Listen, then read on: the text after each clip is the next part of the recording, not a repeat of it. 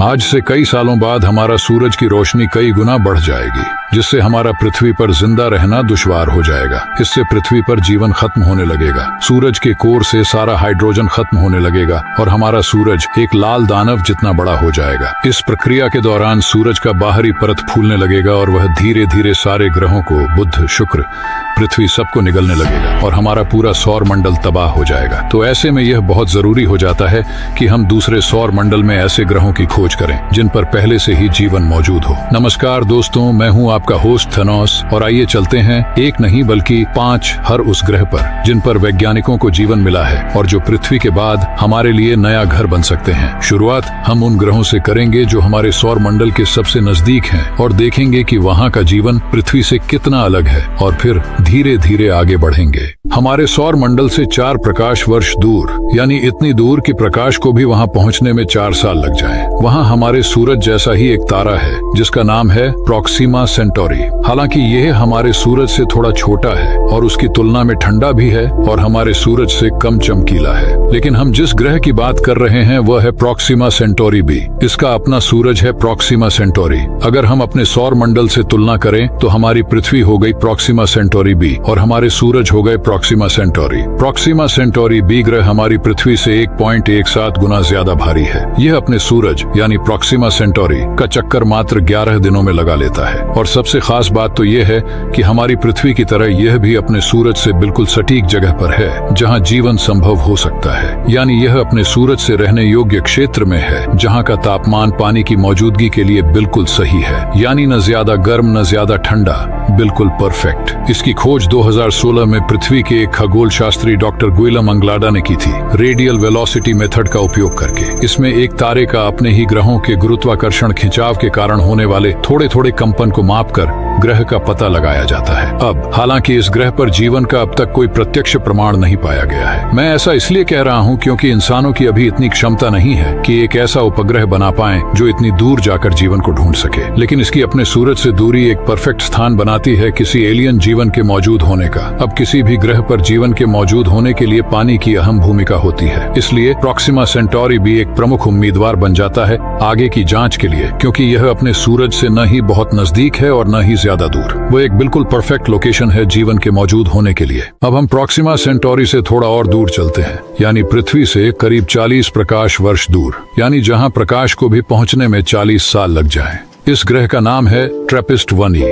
इसे एक खास टेलीस्कोप से चिल्ली में ढूंढा गया था जिसके ऊपर इसका नाम भी रखा गया है। ट्रैपिस्ट 1e उन 7 ग्रहों में से एक है जो एक अल्ट्रा कूल ड्वार्फ स्टार का चक्कर लगाते हैं। अब ये अल्ट्रा कूल ड्वार्फ या रेड ड्वार्फ कैटेगरी के तारे क्या होते हैं, इसका चर्चा हम किसी दूसरे वीडियो में करेंगे। लेकिन तब तक बता दूं कि इस तारे का नाम है ट्रैपिस्ट। ये तारा हमारे सूरज का सिर्फ 8% द्रव्यमान के बराबर है, यानी हमारे सूरज से हल्का और छोटा है। इस सौर मंडल में कुल 7 ग्रह मौजूद हैं जो सारे लगभग पृथ्वी के ही आकार के हैं। इन सभी ग्रहों में से खास है ट्रैपिस्ट 1e क्योंकि यह ग्रह भी अपने तारे से रहने योग्य क्षेत्र में मौजूद है जहाँ पानी मिलने के लिए स्थितियाँ बिल्कुल सटीक हैं, एकदम हमारे अपने पृथ्वी की तरह। हालांकि इस तरह के ग्रह पर जिंदगी कई सारे कारकों पर निर्भर करती है, जैसे वायुमंडल, संरचना और पानी की मौजूदगी। अब वैज्ञानिकों को यह ग्रह इसलिए पसंद आया क्योंकि इसका आकार 92% हमारे पृथ्वी जैसा ही है और इस ग्रह की स्थिति को विश्लेषण करने के बाद उन्हें लगता है कि शायद इसके वायुमंडल में पानी के वाष्प या ऑक्सीजन के संकेत हो सकते हैं। हालांकि इस ग्रह के अपने सूरज से ज्यादा पास होने के कारण यह शायद टाइडली लॉक हो सकता है, मतलब इतनी कम दूरी की वजह से इस ग्रह का सिर्फ एक ही पक्ष अपने सूरज को फेस करता है और दूसरा पक्ष पर पूरा अंधेरा हो सकता है, जो हमारे पृथ्वी जैसा बिल्कुल नहीं है, क्योंकि पृथ्वी हर 24 घंटे में अपने अक्ष पर एक घूर्णन पूरा कर लेती है। पर वैज्ञानिकों के पास इस ग्रह पर जीवन मौजूद है या नहीं, इस बात को मानने के लिए काफी काउंटर फैक्टर्स हैं। पर इस ग्रह की खास स्थिति इसे पानी की मौजूदगी के लिए एक परफेक्ट स्थान बनाती है। अगला ग्रह इसी सौर मंडल का एक ग्रह है। इसका नाम है ट्रैपिस्ट 1F। इस ग्रह को ट्रांजिट मेथड से ढूंढा गया था। इस विधि में एक खास अवलोकन किया जाता है जिसमें किसी ग्रह के अपने तारे का चक्कर लगाते वक्त उस तारे की रोशनी के धुंधले होने से ग्रह के मौजूद होने का पता लगाया जाता है। हालांकि ट्रैपिस्ट 1F और ट्रैपिस्ट 1E दोनों ग्रह तो लगभग समान हो सकते हैं जीवन की संभावनाओं के लिए, पर अगर ट्रैपिस्ट 1F के आकार की बात करें तो यह पृथ्वी से 103% बड़ा है, पर यह भी अपने सूरज से रहने योग्य क्षेत्र में ही स्थित है और इसके पड़ोसी ग्रह की तरह यह भी अपने सूरज से टाइडली लॉक्ड है, जिसके कारण इसके एक पक्ष का तापमान बहुत ज्यादा और दूसरे पक्ष का तापमान बहुत ज्यादा कम हो सकता है। इसलिए इस ग्रह पर जीवन है या नहीं यह काफी सारे फैक्टर्स पर निर्भर कर सकता है, जैसे वायुमंडल की संरचना या ग्रीन हाउस गैसों की मौजूदगी। लेकिन यह सौर मंडल काफी उपयुक्त हो सकता है जीवन के मौजूद होने के लिए और वैज्ञानिक इस सौर मंडल पर रिसर्च कर रहे हैं। अब हमारा अगला स्थान पृथ्वी से 1206 प्रकाश वर्ष दूर है और इसे अब तक सबसे उपयुक्त ग्रह माना जाता है जीवन के मौजूद होने के लिए।